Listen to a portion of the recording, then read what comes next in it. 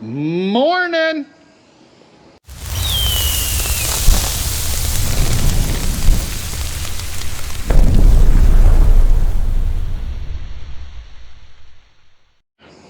I got to show you guys what I'm working on today.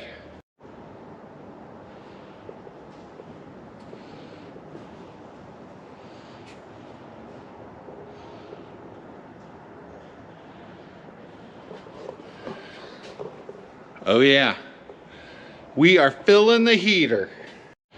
And I wasn't aware, but they've got this fill thing and the little gauge system, you know, it's kind of like an option for it. So I went ahead and got it, and I gotta say, I'm liking the little gauge, and the fill feature actually has a big screen down there, so it filters out any of the big particulars. And I'm very impressed with it so far. We have had this thing fired up. We put, I don't know, maybe 30 gallons of oil in there just to kind of test fire it and try it out, and it works awesome. I'll get into that in a little bit, but right now I'm filling this bad boy up and we'll go from there. All right, guys, my youngest son ended up stopping by the barn here needed help with something with his car, so we got that taken care of. But anyway, we're back to this. This was basically, I installed this. I'm not the smartest guy in the world, but I'm also not an idiot either. And it was relatively easy to install. It came in two big boxes. The bottom tank, and then the pedestals, and then the top was in a different box. And the kit I bought had all the chimney, everything set up. You can see the chimney goes right out the back wall. This was originally designed and set up to go straight up through the ceiling or through the roof. And I did not want to put a hole in my roof, but I'm good with the sidewall. Anywhere I can prevent a ceiling from leaking, I want to avoid it. And I could avoid it by doing this, so that's what I did. I'll show you the chimney outside. Now, I did modify the chimney bracket just a tick, because of the fact that that bracket did not stick out away from the wall far enough to get past our overhang. So I bought some angle iron, or some aluminum angle iron, and extended it out and added some extra bracing to it. I'm sure they sell a kit for an overhang like that. It just didn't register with me when I ordered the thing. But that's it.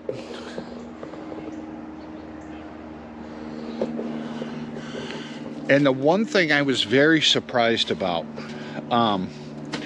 when we fired this thing up and was messing with the settings, because you have to dial this thing in. There's a fair amount of tinkering with it to get it dialed in to where it's running at optimal performance. While we were dialing it in, I came out here and kept looking at the chimney, and there was zero black smoke. Like, it's to the point now, it doesn't smoke at all. I am very, very impressed with that. And when I say a fair amount of tinkering with it, there is a fair amount of tinkering with it, because basically the fuel to air ratio, you have to just dial in. And it also depends on your what do they call that, barometric pressure, I believe, which is this thing right here. That reads the dampener in the exhaust for exhausting the fumes and things like that. And when we first had this thing going, man, that dampener was just, and it was like, holy crap, is it going to be like that the whole way? And then you look in there and you could see that the flame wasn't just right on the, let me get a ladder, we'll just go up there. So for the burner assembly, you have this chart here. It basically tells you what the flame should look like to be running at optimal performance. When we first started, we had this bad boy. That bad flame, that thing was just poof. And you could see the flame through this access door here. So you do a little bit of adjusting here. You got to adjust your airflow here, your air compressor. You have to adjust your PSIs on your air compressor. There's a fair amount of just tinkering with different things to get the flame to look like it's supposed to. But once the thing is dialed in to where that flame is running like it is, this thing, it cranks some heat and it doesn't run a lot. I was very, very impressed with this thing. I am very curious to see what it's going to be like in February here in Michigan, because what we're doing is we're insulating the ceiling, which you guys saw that. We still need to do that. We haven't done it all. Just that back corner over there is insulated because the loft's there. We have to rent a lift, man lift, to do this. We have all the materials to do it. We just need to rent a lift and get time to do it. And we're going to insulate that. We're going to throw an insulated tarp here to divide the shop part of the barn versus the cold storage of the barn. And that's about all we're going to do for this winter. And run the furnace, see how it works out. If it's not keeping it as warm in here as we want, then next summer we're going to do the foam, spray foam insulation on the walls and then the big door and things like that. But the spray foam's not going to be till next year.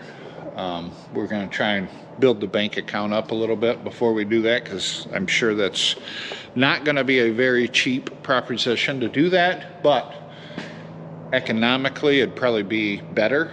We're going to wait a year, just see what this does this winter with the ceiling insulated and that insulated tarp, and go from there. In years past, we have used a big salamander to heat in here when we're working in the winter, and it does. In fact, here's the salamander right here. That was 155,000 BTUs, and that, it's not like it was warm in here, but it definitely took the chill off in this whole barn uninsulated. So I think the 150,000 BTU just heating that part of the barn will be just fine.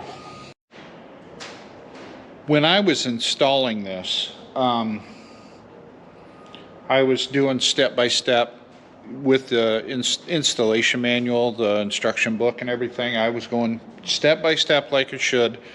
The manual is very awesome for this thing. It's very clear instructions. But there was a couple things that was just like, I really don't know. One of the things in the book was if the chimney sticks 6 foot past the roof, you need wind bracing on it. Our chimney is 6 foot above, the saw or the fascia board where it was. So I was like, it is 6 foot. Do I need the strap? Don't I need the strap? I didn't know that. So, and there was a couple other questions on here. The thermostat wiring the thermostat. The instruction manual with the thermostat came with multi-wire instructions, and I only have a two wire. So I was kind of confused on which wire goes where. But anyway, I called that lifetime support 1-800 number there. The gentleman I talked to was phenomenal. Every time I asked him a question, Johnny on the spot with the answer. I mean, there was no typing on a computer to look the answer up or whatever. I mean, he knew everything I asked him, he knew about this heater.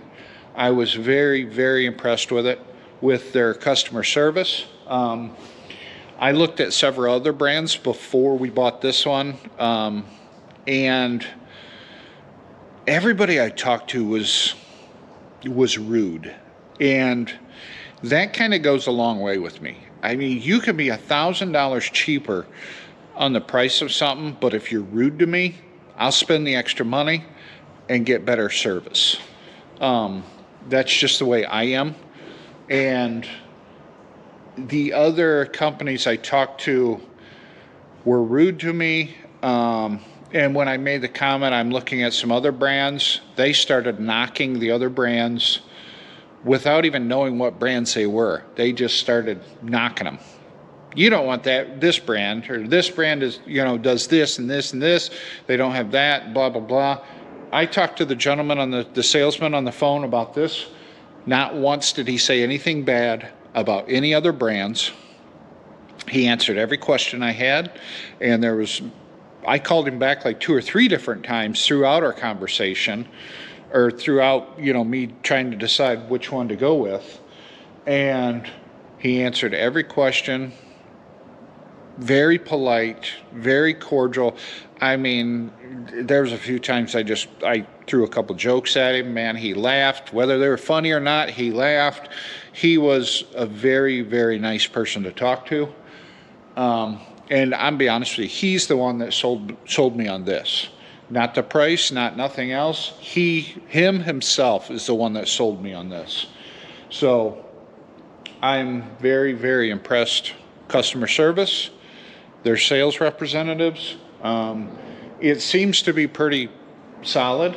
I mean, honestly, we haven't really ran this thing. We've run it, but not like all day, every day for a week straight yet, or anything like that. It just hasn't been cold enough yet. So I'm probably going to do another review on this when it gets cold and this thing is working, but we'll see. I do know there's a pickup screen inside this tank. There's a micron filter right there. There's a screen right here on the pump. And if I remember right, in the instruction manual, there's also another, like a diaphragm screen up inside the burner assembly. Now, there's going to be a fair amount of maintenance with this thing, from what I'm told, but we'll cross that bridge when we come to it, I guess. And there is a maintenance schedule in the owner's manual, so I guess if I just stay with that schedule, everything should be fine, but we'll see. Alright guys, I think I have babbled on enough about something I really don't know nothing about. Just an experience type thing. So overall I'm impressed with it so far, but like I said, we haven't really used it yet, so time will tell. At any rate, thanks for watching. I'm getting ready to leave and go on vacation tomorrow and enjoy myself for about 5 days. Then I'll be back, but you guys will see a bunch of vacation videos. Actually, they'll probably come out before this one. All right, thanks for watching. We'll catch you in the next one.